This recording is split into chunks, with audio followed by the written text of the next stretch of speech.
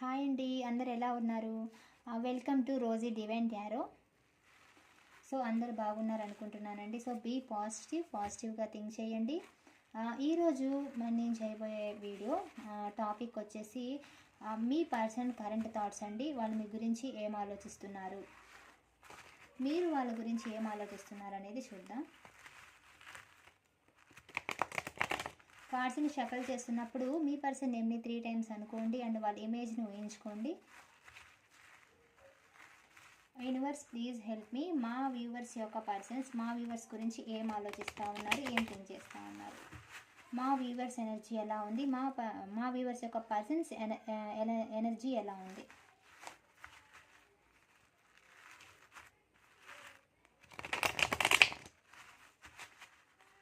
So first మీ feeling చూద్దామండి. మీ person గురించి మీరు ఏమనుకుంటున్నారు, ఎలా ఫీల్ అవుతున్నారని.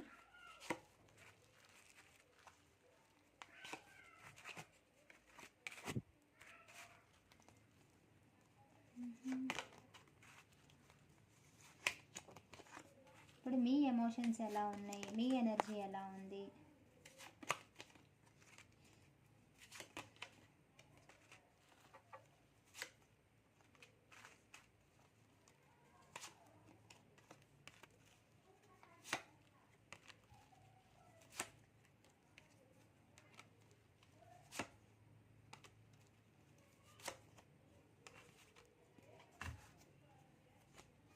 సో ఇప్పుడైతే మీరు చాలా స్ట్రాంగ్గా కనిపిస్తున్నారండి. మీరు చాలా హానెస్ట్ పర్సన్ అండి.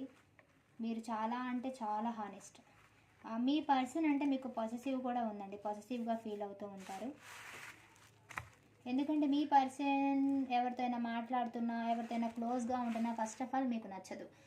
ఎందుకు నచ్చదు అంటే మీరు అలానే ఉంటారు. నా పర్సన్ నాకే అన్నట్టు మీ పర్సన్కి మీరు, నా పర్సన్ నాకు, అట్లా అనమాట. మీ పర్సన్ మీకే సొంతం అన్నట్టు ఉంటారు. కాబట్టి మీ పర్సన్ ఎవరితో ఉన్నా మీకు నచ్చదు. అది కూడా కరెక్టే కదా, ఎవరి పర్సన్ వాళ్ళకే సొంతం అనుకుంటారు. సో మీ పర్సన్ పొసెసివ్గా ఉంటారు. మీరు ఎవరితోనైనా మాట్లాడినా మీ పర్సన్ కూడా మీ గురించి అంతే అనుకుంటారండి, మీరు కూడా అంతే అనుకుంటారు. సో ఇప్పుడైతే మీ ఫీలింగ్ చూస్తున్నాం కాబట్టి మీరైతే పొసెసివ్గా ఫీల్ అవుతారు. అండ్ మీరైతే ఇప్పుడు చాలా ఇలా ఉన్నారండి, మీరు చేయడం లేదు.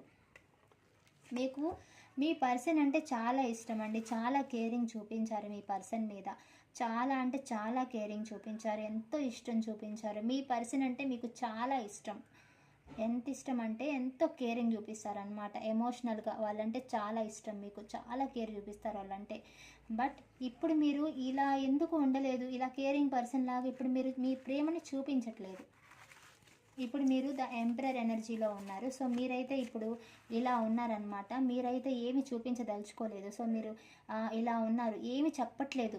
మీకు ఎంత ప్రేమ ఉంది, మీకు ఏమి చెప్పట్లేదండి, మీరు చెప్పదలుచుకోలేదు కూడా. ఎందుకంటే వీళ్ళకి ఎంత చెప్పినా వేస్ట్ అనేది మీరు అనుకుంటున్నారు. నేను ఎందుకు చెప్పాలి, ఇంత ప్రేమిస్తూ ప్రేమ కేరు, వాళ్ళకు అవసరమైనప్పుడు మనీ కేర్ అన్నీ చూపించి, అంతా చేసి, అంత ప్రేమ చూపించి నేను తగ్గేదేంటి, నేనెందుకు తగ్గాలి అని ఇప్పుడు మీరు అర్థం చేసుకున్నారండి. ఇంతకుముందు మీరు వాళ్ళని ఇంతగా ప్రేమించి, మీరే సారీ చెప్పి, మీరే ఏడ్చి, మీరే 10 సార్లు వాళ్ళు వెళ్ళినప్పుడు 10 సార్లు తెచ్చుకోవడం, మీరే వాళ్ళకి సారీలు చెప్పడం, మీ తప్పున్నా కూడా సారీ చెప్పడం, కేరింగ్ చూపించడం, అతి ప్రేమ చూపించడం అలా చేశారు. బట్ ఇప్పుడు మీరైతే లేదు, నాకంటూ ఒక నేను కూడా నా సెల్ఫ్ లవ్ చేసుకోవాలి, నా సెల్ఫ్ రెస్పెక్ట్ ఉంది అనేది ఇప్పుడు మీకు అర్థమవుతుందండి. మీరు ఇప్పుడు సెల్ఫ్ రెస్పెక్ట్గా ఉండాలి. నాకు సెల్ఫ్ రెస్పెక్ట్ ఉంది, నేనెందుకు తగ్గాలి, నా ప్రేమలో ఏమి లోపం ఉంది, నేనేం చేశాను అని చెప్పి మీరు అలసిపోయారండి. మీరు అలసిపోయి ఇంకా ఇప్పుడు మీరు స్ట్రాంగ్ అయ్యారు. ఇప్పుడు మీరు సెల్ఫ్ లవ్ చేసుకోవటం, వస్తే వచ్చాడు లేకపోతే లేదు అనే టైప్లో, వస్తే వచ్చింది అంటే మీరు మేల్స్ అయితే ఫీమేల్ అయితే మేల్స్ అలా తీసుకుంటే అందరికీ వర్తిస్తుంది. సో అలా వస్తే వచ్చారు లేకపోతే లేదు అని మీరు చాలా స్ట్రాంగ్గా ఉన్నారు. మీవైతే ఏమి బయట పెట్టట్లేదండి, ఎమోషన్స్ ఏవి. మీరు ఎంత ఏడ్చుకున్నా, నేను నీ గురించి ఇలా ఏడ్చాను, నేను నీ గురించి ఇలా ఏడుస్తున్నాను తెలుసా, నేను ఎంత బాధపడుతున్నాను, ఇలా నైట్ నాకు నిద్ర ఉండడం లేదు నీ ఆలోచనలతో, నేను ఏ పని చేసుకున్నా నువ్వే గుర్తొస్తున్నావు, ప్లీజ్ నాతో మాట్లాడు, నువ్వు మాట్లాడలేకపోతే నేను ఉండలేనని మీకు అనిపిస్తున్నా, మీరు అలా ఇంత ప్రేమ ఉన్నా మీరు ఏది చెప్పట్లా.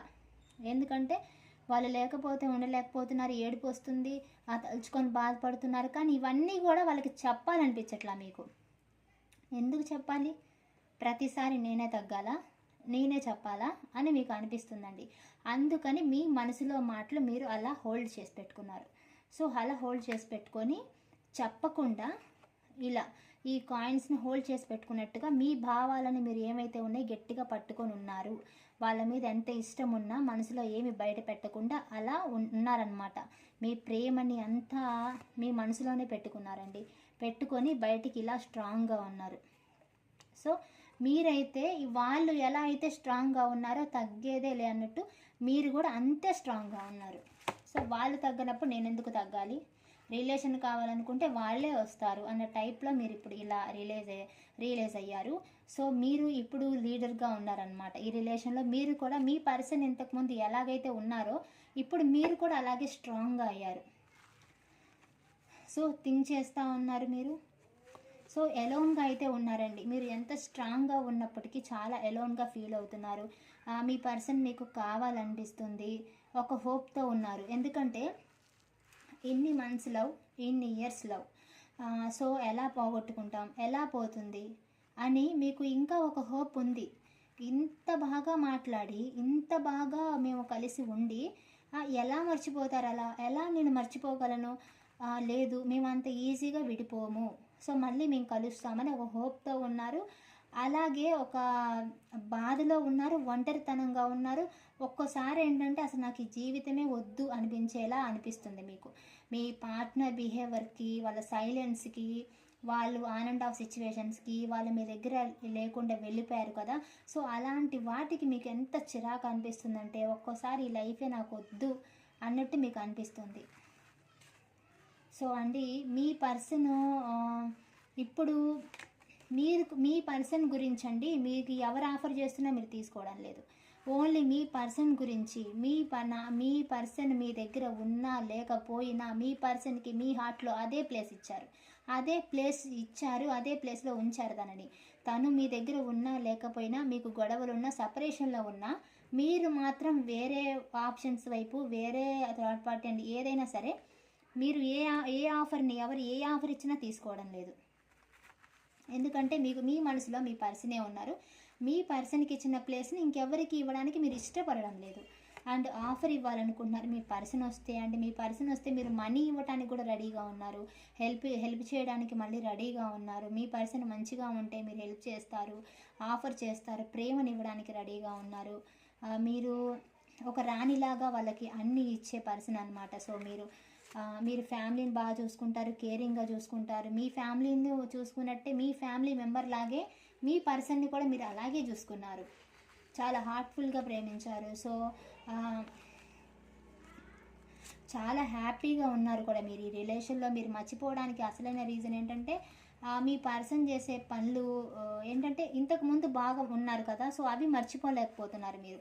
సో అందుకని మీ పర్సన్ని మీరు మర్చిపోలేకపోతే అంతగా గుర్తొస్తున్నారు. సో వెయిట్ చేస్తూ ఉన్నారండి. సరే, వెయిట్ చేస్తూ ఉన్నారు. ఈ రిలేషన్లో ఏదైనా మంచిగా మారకుండా ఉంటుందా, ఏదైనా అవకాశం రాకుండా పోతుందా అనేది ఆలోచిస్తూ ఉన్నారండి. సో వెయిట్ చేస్తూ ఉన్నారు. కొంతమంది మనీ గురించి వర్క్ చేసుకుంటూ వెయిట్ చేయొచ్చు అండి.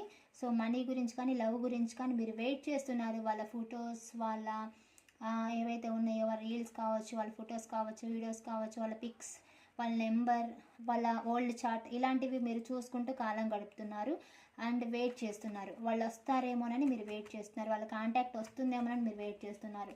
మీరు చేయడం లేదు, మీరు వెయిట్ చేస్తున్నారు. అలాగే కొంతమంది టారో రీడర్ దగ్గర సో గురువుని దగ్గరికి వెళ్ళి చెప్పుకోవడం లాంటిదండి. సో మీరు కూడా టారో రీడర్స్ దగ్గరికి వెళ్ళి మా పర్సన్ వస్తారా లేదా, మాకు రీయూనియన్ అవుతుందా లేదా అని చెప్పించుకోవడం. అండ్ ఇంకోటి ఏంటంటే ఇంకేమన్నా రెమెడీస్ ఏమైనా చెప్పండి మా పర్సన్కి మేము కలవటానికని మీరు ఏదో ట్రై చేస్తున్నారు మీ పర్సన్ గురించి. అండ్ చాలా ప్రేమిస్తున్నారు కదా, సో అందుకని అలా ట్రై చేస్తున్నారు మీరు మీ పర్సన్ రావడం గురించి. మీరు ఇలాంటివి అంటే వస్తారా లేదా అని కనుక్కుంటున్నారు, రావాలి అని చేస్తున్నారు. బట్ తనని మీ పర్సన్ అయితే అప్రోచ్ అవ్వట్లేదు. మీరు ఎంత బాధపడ్డా, ఎంత ప్రేమించినా, తన కోసం టారో రీడింగ్స్ తీసుకుంటున్నా ఏది చేస్తున్నా మీ పర్సన్ దగ్గరికి అయితే వెళ్ళట్లేదు. మీకు మీరే ఏం చేయాలో అంతవరకే చేస్తున్నారు తప్ప మీ పర్సన్కి వెళ్ళి మీ సెల్ఫ్ రెస్పెక్ట్ మాత్రం అస్సలు తగ్గించుకోవట్లేదండి. సో అలాగే ఉండాలి. సో మీ పర్సన్ మీ గురించి ఏమనుకుంటున్నారో చూద్దాం. మీరైతే అసలు తగ్గట్లేదు, మీ ప్రేమ మాత్రం అలాగే ఉంది. ఓకే, మీ పర్సన్ మీ గురించి ఏమనుకుంటా ఉన్నారో చూద్దామండి. Thank you universe, gratitude. మా వ్యూవర్స్ యొక్క పర్సన్స్ మా వ్యూవర్స్ గురించి ఏమనుకుంటా ఉన్నారు.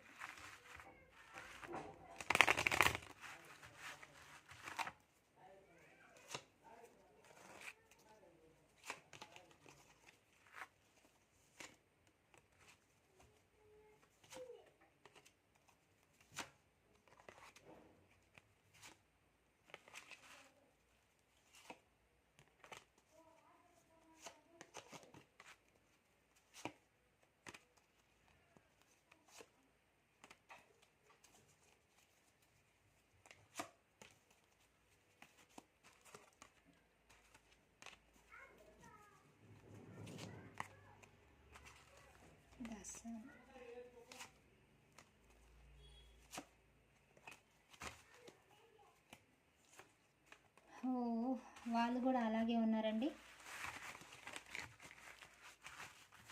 సో వాళ్ళు ఏంటంటే వాళ్ళు తగ్గట్లేదు అనమాట, కొంచెం స్ట్రాంగ్గానే ఉన్నారు. ఎందుకంటే ఫస్ట్ నుంచి వాళ్ళు అలాగే ఉండే మెంటాలిటీ. సో వాళ్ళ మెంటాలిటీ ఏంటంటే మన మిగతా ఖర్చులు కూడా ఏముందో చూద్దామంటే తగ్గారో లేదో.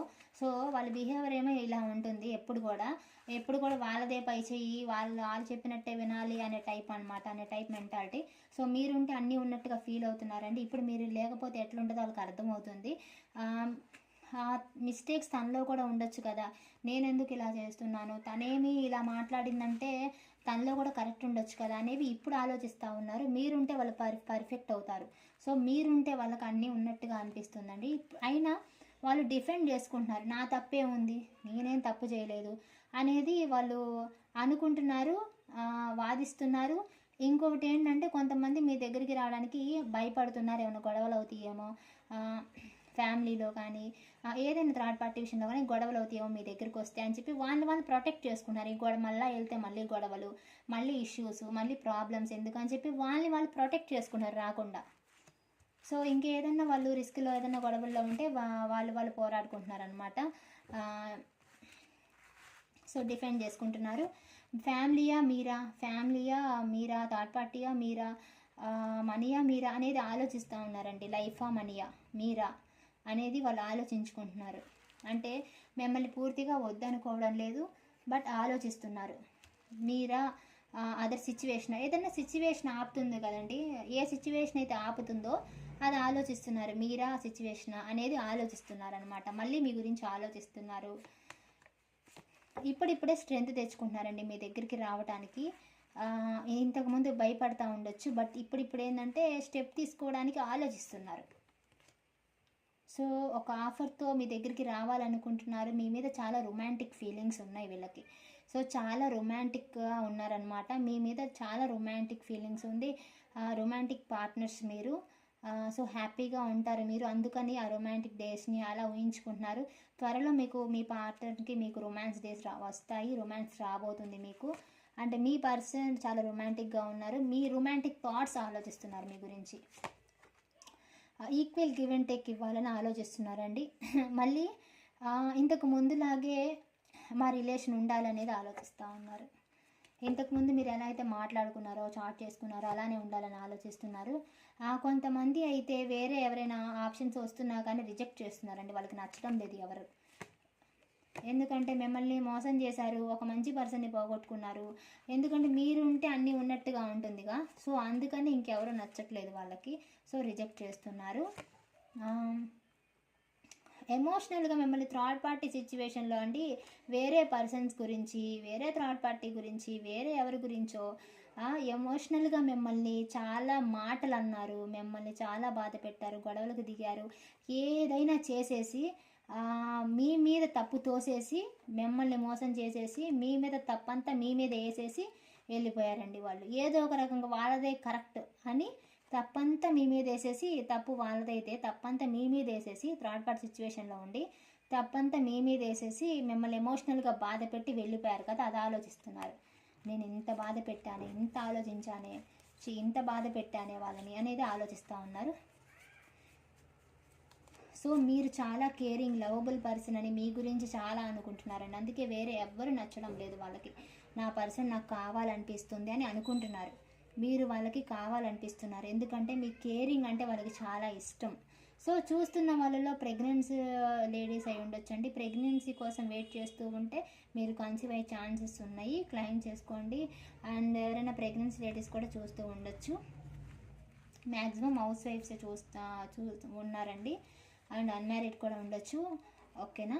అయితే మీ పర్సన్ మీకు కాంటాక్ట్ ఇవ్వాలా, మీతో కాంటాక్ట్లోకి రావాలనుకుంటున్నారు, మీతో మళ్ళీ రీయూనియన్ చెయ్యాలి, మిమ్మల్ని కలవాలి అనుకుంటున్నారండి. ఒక కొత్త ఆలోచన చేస్తున్నారు. ఏంటంటే మళ్ళీ మీ రిలేషన్ని స్టార్ట్ చేయడానికి ఒక ఆలోచన అనేది చేస్తూ ఉన్నారు. ఒక కొత్త దారి ఎదుగుతున్నారు. సో ఒక కొత్త దారిని ట్రై చేస్తున్నారు వాళ్ళు. సో చాలా బాధపడుతున్నారు. థర్డ్ పార్టీ సిచ్యువేషన్ని, ఒక థర్డ్ పర్సన్ ఏదైనా ఒక సిచ్యువేషన్ అనేది మిమ్మల్ని ఎమోషనల్గా బాధ పెట్టింది. ఎమోషనల్గా మీరు విడిపోయే అంతగా మిమ్మల్ని బాధ పెట్టింది ఆ సిచ్యువేషన్.